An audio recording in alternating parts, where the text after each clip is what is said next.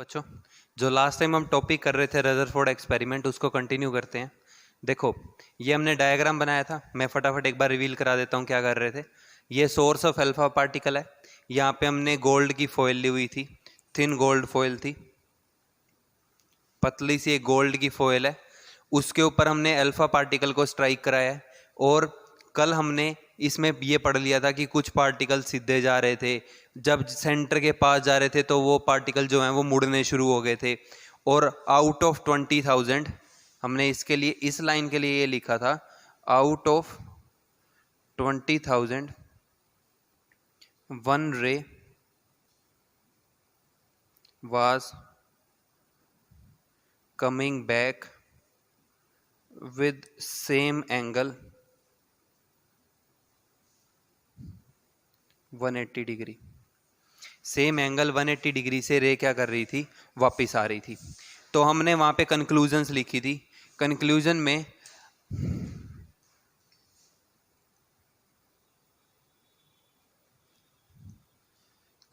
में हमने ये पढ़ा था कि एटम के अंदर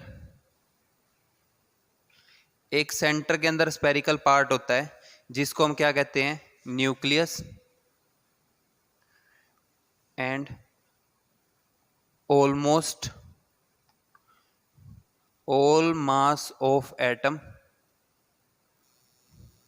is present in it।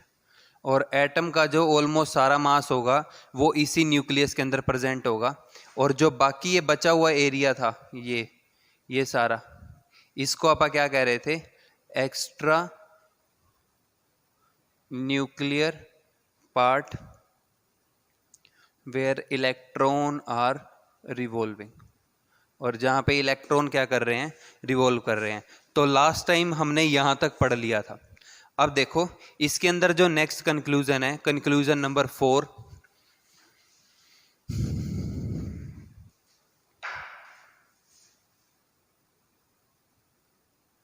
देखो इसमें नेक्स्ट पॉइंट ये है कि जो रेडियस ऑफ एटम है, radius of nucleus is given by, किसी भी न्यूक्लियस की अगर आपको रेडियस निकालनी है तो उसका फॉर्मूला है R is equal to R naught A की पावर 1/3 सेंटीमीटर। R जो है ये है रेडियस ऑफ न्यूक्लियस, न्यूक्लियस की रेडियस। R नोट जो है ये कांस्टेंट है, और कांस्टेंट की जो वैल्यू है वो 1.33 इंटू 10 की पावर -13 है। या अगर आप सेंटीमीटर नहीं लिख रहे तो इसके साथ लिख लेना कि जो आर नोट है ये कांस्टेंट है और इसकी वैल्यू क्या है, 1.33 इंटू 10 की पावर -13। और जो यहाँ पे भाई ये ए है, ए टर्म है एटॉमिक मास, एटॉमिक मास। तो आपको जिस भी एटम की रेडियस निकालनी है उसका एटॉमिक मास यहाँ पे रखो, ये वैल्यू कांस्टेंट है। तो इसके बाद आप क्या कर सकते हो, आप रेडियस ऑफ न्यूक्लियस की जो वैल्यू है उसको फाइंड कर सकते हो। ठीक है भाई। इसके बाद जो हमारे पास फिफ्थ पॉइंट है, ठीक है। अब फिफ्थ पॉइंट ये था कि जो एटम है इसके अंदर इलेक्ट्रॉन और प्रोटॉन में फोर्सेस कौन कौन से होंगे। ठीक है, तो देखो जो हमारे पास फिफ्थ पॉइंट है, द सेंट्रीफ्यूगल फोर्सेस। एक बार स्ट्रक्चर बना लो, एटम, न्यूक्लियस, न्यूक्लियस के अंदर प्रोटॉन प्लस न्यूट्रॉन, और प्रोटॉन के ऊपर क्या होता है, पॉजिटिव चार्ज। प्रोटॉन के ऊपर क्या प्रेजेंट होगा, पॉजिटिव चार्ज। और इलेक्ट्रॉन जो है ये क्या था, एक्स्ट्रा न्यूक्लियर पार्ट। और इस एक्स्ट्रा न्यूक्लियर पार्ट के अंदर क्या हो रहा था, इलेक्ट्रॉन जो है वो रिवॉल्व कर रहे थे, या जो इलेक्ट्रॉन है वो यहां पे थे। ठीक है, अब देखो सेम चार्ज में क्या होता है, रिपल्शन। और अपोजिट चार्ज में क्या आता है? अपोजिट चार्ज में होता है अट्रैक्शन। भाई अगर पॉजिटिव और नेगेटिव है तो पॉजिटिव और नेगेटिव में क्या होगा? अट्रैक्शन होगा। और negative and negative, negative negative हो या पॉजिटिव पॉजिटिव हो तो इनके अंदर क्या होगी? रिपल्शन। तो भाई अब जो ये हमारा फिफ्थ पॉइंट है, fifth point stability of atom को एक्सप्लेन करता है। तो इसके अंदर ये था कि total attractive forces, attractive forces किसके बीच में होंगे? Proton and electron. भाई प्रोटॉन पे पॉजिटिव चार्ज है, इलेक्ट्रॉन के ऊपर नेगेटिव चार्ज है, तो प्रोटॉन और इलेक्ट्रॉन के बीच में क्या लग रहे होंगे? Attractive forces. ये किसके बराबर होंगे? Total repulsive forces between electron. और देखो इलेक्ट्रॉन पे नेगेटिव चार्ज, इस इलेक्ट्रॉन पे नेगेटिव चार्ज, तो इन दोनों के बीच में क्या हो रहा होगा? रिपल्शन। ठीक है, तो इन रिपल्सिव फोर्सेस को कौन काउंटर बैलेंस करता है? Attractive forces. तो इसका मतलब क्या है कि इलेक्ट्रॉन जो है नेट इफेक्ट उसके ऊपर कितना आ रहा होगा? 0। और वो हम यहां पे ये कह सकते हैं कि वो यहां पे जुड़ा रहेगा। ठीक है, अब total attractive forces, attractive forces जो हैं वो हम फाइंड करते हैं कूलम्बिक फोर्सेस से।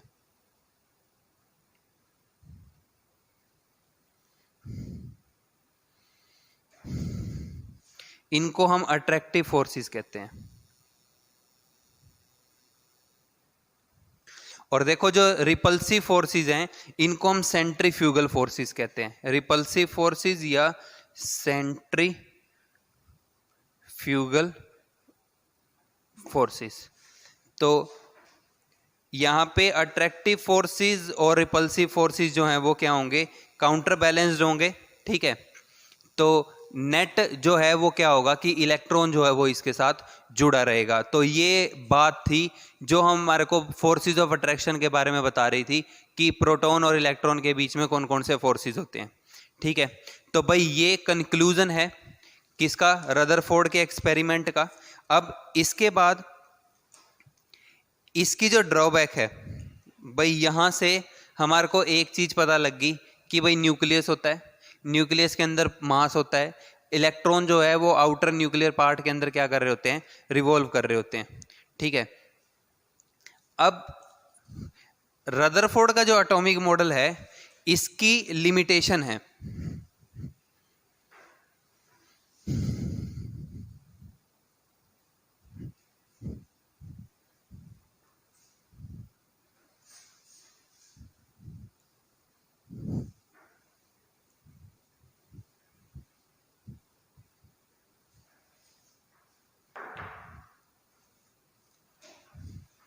इसके बाद नेक्स्ट है हमारे पास ड्रॉबैक्स ऑफ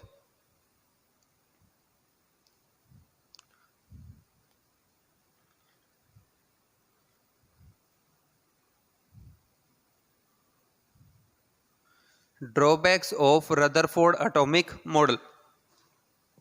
भाई जो रदरफोर्ड का एटॉमिक मॉडल है इसकी ड्रॉबैक क्या है? तो देखो सबसे पहली ड्रॉबैक है स्टेबिलिटी ऑफ एटम।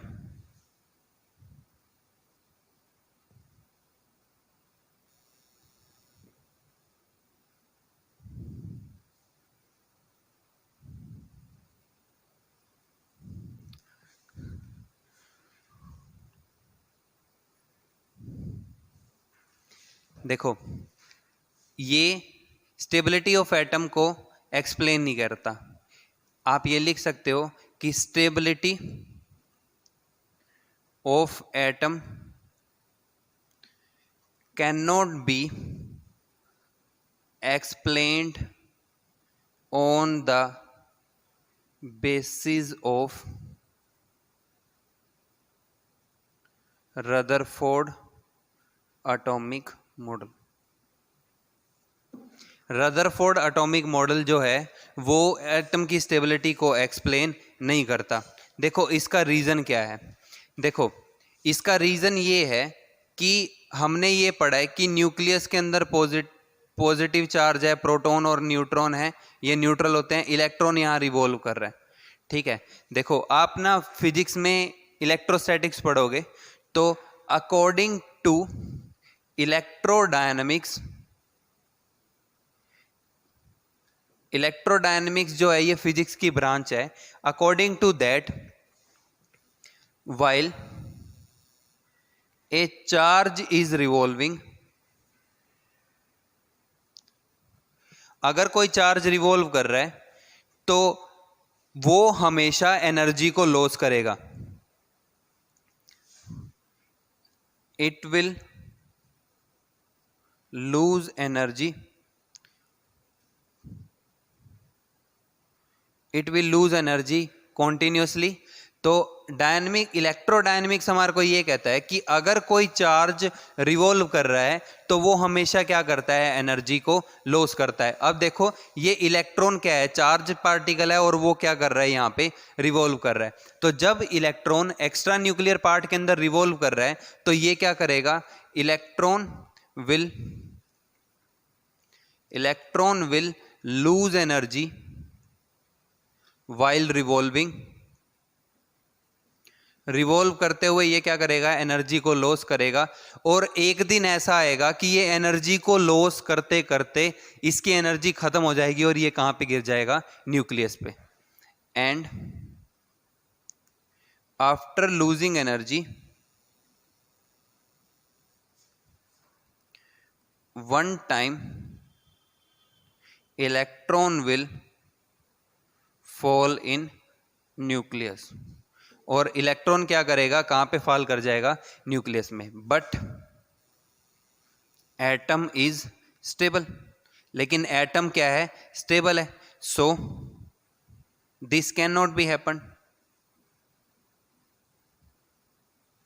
भाई एटम जो है वो क्या है, स्टेबल है, तो ऐसा हो ही नहीं सकता कि इलेक्ट्रॉन घूमते घूमते न्यूक्लियस में गिर जाए। इसका मतलब क्या है कि जो रदरफोर्ड का एटॉमिक मॉडल है इसके अंदर क्या है, कुछ ना कुछ इसकी लिमिटेशंस है। तो पहला पॉइंट तो हमारे पास जो है वो ये हो गया।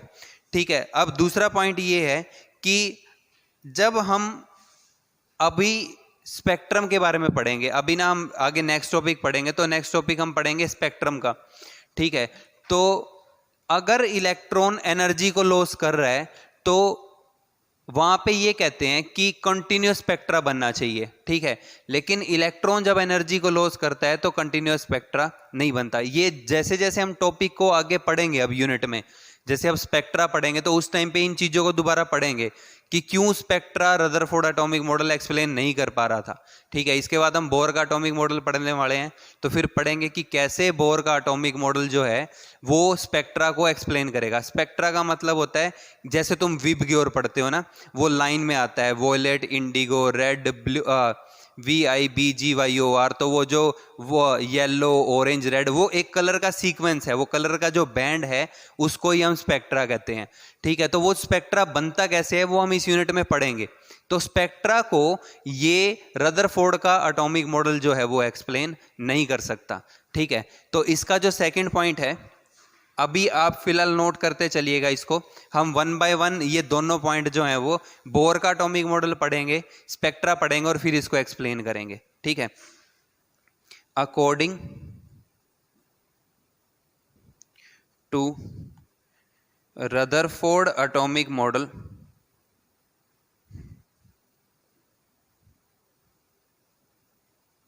Spectrum should be continuous, but spectrum of atom is discontinuous, so this point is also not explainable by Rutherford atomic model. तो रदरफोर्ड के एटॉमिक मॉडल के हिसाब से ये पॉइंट जो है वो भी कंप्लीटली एक्सप्लेन नहीं हो सकता। अब बच्चों आपने 9th क्लास में ये पूरा टॉपिक पढ़ा हुआ है, वहाँ पे थोड़ा था ये टॉपिक, लेकिन आपने रदरफोर्ड का एटॉमिक मॉडल जो है वो 9th क्लास में पढ़ा था। तो देखो वहाँ पे आपने एक पॉइंट पढ़ा होगा, मैं अगर आपको वो 9th क्लास वाला पॉइंट रिवील कराऊं तो वो ये कहते थे वहाँ पे कि भाई जो रदरफोर्ड ने एटॉमिक मॉडल दिया था उसने इसको कंपेयर किया था अपने जो सोलर सिस्टम है उसके साथ, जो मतलब हमारे ये कह सकते हैं कि जैसे अर्थ सन के चारों तरफ रिवॉल्व करता है, तो जैसे हमारे प्लेनेट हैं, प्लेनेट सिस्टम के साथ रदरफोर्ड ने क्या किया था, एटम को कंपेयर किया था। ठीक है, बट ऐसा पॉसिबल ही नहीं है, क्योंकि प्लेनेट जो है वो एक बिगर मास है और एटम जो है या इलेक्ट्रॉन जो हैं वो क्या है, एक स्मॉलर मास है। तो वो दोनों जो हैं वो एक्सप्लेन, दोनों को हम कंपेयर नहीं कर सकते। तो आप वो वाला पॉइंट भी ध्यान रख सकते हो यहाँ पे। ठीक है, कि जो रदरफोर्ड ने एटॉमिक मॉडल दिया था वो उसने प्लेनेट सिस्टम के साथ कंपेयर करके दिया था, जो कि बात सही नहीं है। अब 11th में जो हम यूनिट पढ़ रहे हैं वो हम इन 2 पॉइंट के बेस पे पढ़ेंगे कि क्यों रदरफोर्ड का एटॉमिक मॉडल जो है वो स्टेबिलिटी को एक्सप्लेन नहीं करता, क्यों स्पेक्ट्रम जो है वो कंटिन्यूअस नहीं बनता। तो नेक्स्ट टॉपिक इसी पॉइंट के ऊपर ही बेस्ड आएंगे। ठीक है बच्चों, तो अब इसके बाद हम नेक्स्ट टॉपिक करेंगे, वो हम नेक्स्ट वीडियो के अंदर। कितना हुआ ये?